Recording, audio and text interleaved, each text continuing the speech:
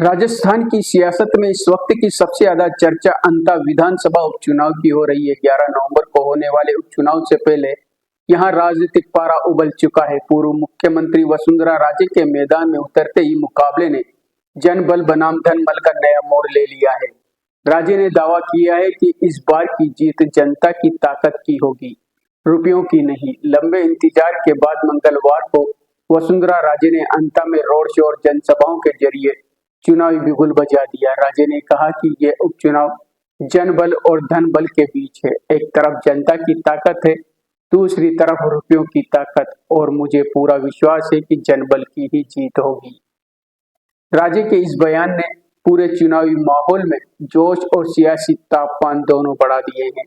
राजे ने कहा कि अंता की जनता लंबे समय से स्थानीय प्रत्याशी की मांग कर रही थी। बीजेपी ने इस बार उनकी बात सुनी और मोरपाल सुमन पर भरोसा जताया। उन्होंने कहा कि मोरपाल आपका अपना है, अंता का बेटा है, उसकी जीत से आपको 3 प्रतिनिधि मिलेंगे। मोरपाल सुमन, सांसद दुष्यंत सिंह और मैं खुद। राजे ने यह भी कहा कि जनता का विश्वास उनके ऊपर एक कर्ज है जिसे वे जरूर चुकाएगी। अब अगर बात करें मोरपाल सुमन की, तो वह माली समाज से आते हैं जो अंता क्षेत्र में प्रभावशाली वोट बैंक रखता है। वर्तमान में वह 12 पंचायत समिति के प्रधान है, जबकि उनकी पत्नी नटीबाई सुमन सरपंच है। मोरपाल की पहचान एक लो प्रोफाइल लेकिन जमीन से जुड़े जनसेवक के तौर पर है। वे आरएसएस से भी गहराई से जुड़े हुए हैं। ऐसे में बीजेपी ने इस चुनाव में स्थानीय और सामाजिक समीकरण दोनों को साधने की कोशिश की है। दूसरी ओर कांग्रेस भी मैदान में पूरी ताकत से उतरी है। पार्टी ने 56 नेताओं की टीम बनाई है जो गांव-गांव जाकर कांग्रेस प्रत्याशी प्रमोद जैन भाई के समर्थन में जनसंपर्क अभियान चला रही है। कांग्रेस के प्रदेश अध्यक्ष गोविंद सिंह डोटासरा पहले से ही अंता में डेरा डाले हुए हैं, जबकि सचिन पायलट 5 नवंबर को अंता में रोड शो करेंगे। कांग्रेस की रणनीति है कि ग्रामीण वोट बैंक पर फोकस और बूथ स्तर तक पहुंचकर मतदाताओं से सीधा संवाद।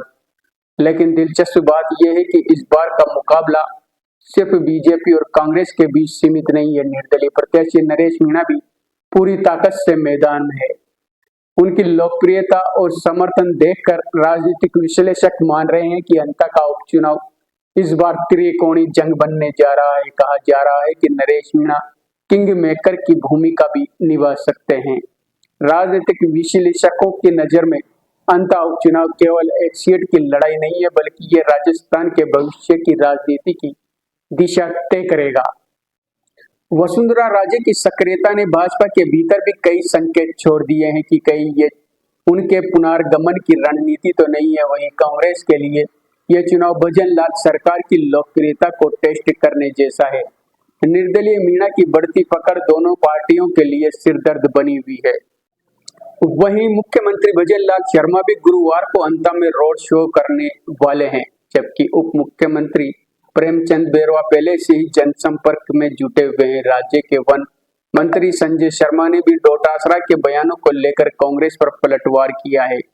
यानी अब अंता की सियासी जमीन तू मैं और शक्ति प्रदर्शन से पूरी तरह तप चुकी है। तो अंता की यह जंग सिर्फ वोटों की नहीं बल्कि साख की लड़ाई बन चुकी है। एक तरफ वसुंधरा राजे का अनुभव और जनसंपर्क की पकड़, दूसरी ओर कांग्रेस की संगठनात्मक रणनीति और बड़े नेताओं की मौजूदगी, तीसरे मोर्चे पर नरेश मीणा की बढ़ती लोकप्रियता इस उपचुनाव को और भी रोमांचक और अप्रत्याशित बना रही है। 11 नवंबर को जनता वोट डालेगी और 14 नवंबर को तय होगा कि जनबल जीता या धनबल। फिलहाल अंता विधानसभा का यह उपचुनाव रोचक और दिलचस्प हो चुका है, जिसकी समूचे प्रदेश में चर्चा हो रही है और आगामी दिनों में यह चुनावी घमासान और भी बढ़ने की उम्मीद है। हमारी पार्टी को चुना, भारतीय जनता पार्टी को अपना वोट दें। और मैं तो ये कहती हूँ कि मोरपाल के साथ साथ उनको 3 प्रतिनिधि मिल जाएंगे। एक तो खुद मोरपाल है, फिर एक राजा और हम तो खड़े ही हैं उसके पीछे, और पार्टी का बर्दाश्त है। तो मुझे लगता है कि जो भी छोटे मोटे काम लोकल होने की वजह से, और हम लोगों की भी ये तो घूमते रहते भी हैं, और अब मैं भी ध्यान रखूंगी क्योंकि मैंने मांगा है उनका एक विश्वास जो है, वो एक विश्वास मेरे लिए एक बहुत बड़ा बोझ, एक किस्म से कर्जा है जिसको मुझे चुकाना ही पड़ेगा। अगर मैंने उनको कहा कि करना है तो ऐसे ही नहीं कह सकती हूँ, करना होगा। तो हम लोग दोनों जन मिलके उसके पीछे खड़े हैं। और फिर मैं मानती हूँ कि चुनाव खाली मोरपाल का ही नहीं है। ये भारतीय जनता पार्टी के परिवार का जो भी एक एक कार्यकर्ता है, वो ये चुनाव लड़ रहा है। और मोरपाल की जो जीत है वो एक एक कार्यकर्ता की जीत होगी। ये हमारे विधानसभा की जीत होगी और हम सब की जीत होगी। और सबसे बड़ी बात, ये चुनाव जो है ये जनबल और धनबल के बीच की लड़ाई है। एक तरफ जनबल मीनिंग जनता और एक तरफ धनबल यानी पैसों की ताकत एक तरफ है और जनबल जो हमारे साथ है।